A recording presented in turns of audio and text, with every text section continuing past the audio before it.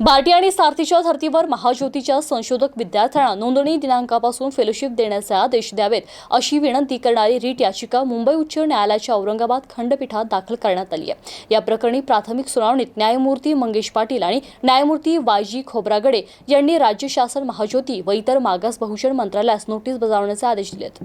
बार्टी सारथी संशोधक विद्यार्थ्यांना पीएचडी साठी नोंदणी केलेल्या दिनांकापासून फेलोशिप मिळते। त्या संदर्भात अध्यादेशही काढण्यात आलाय। त्याच धर्तीवर विद्यार्थ्यांनाही अधिछात्रवृत्ती मिळावी अशी वारंवार मागणी केली। तब्बल 3 वर्षापासूनच ही मागणी सातत्याने करण्यात येते। यासाठी वारंवार निवेदन दिलं, आंदोलने केली, 2 वेळा बेमुदत उपोषणही केलं होतं, परंतु या संशोधकांना न्याय मात्र मिळाला नाही। त्यामुळे या विरोधात जयश्री भावसार, बळीराम चव्हाण, रामेश्वर मुळे, विद्यानंद वाघ, ज्ञानेश्वर पवार, पंडित चव्हाण, बाळू चव्हाण, शिवाजी चव्हाण, निखिल वाघ आणि भाऊराव देवकाते आदी संशोधकांनी ॲडव्होकेट महेश भोसले यांच्या मार्फत रिट दाखल केली होती। प्राथमिक सुनावणीवेळी खंडपीठाने नोटीस बजावण्याचे आदेश दिलेत।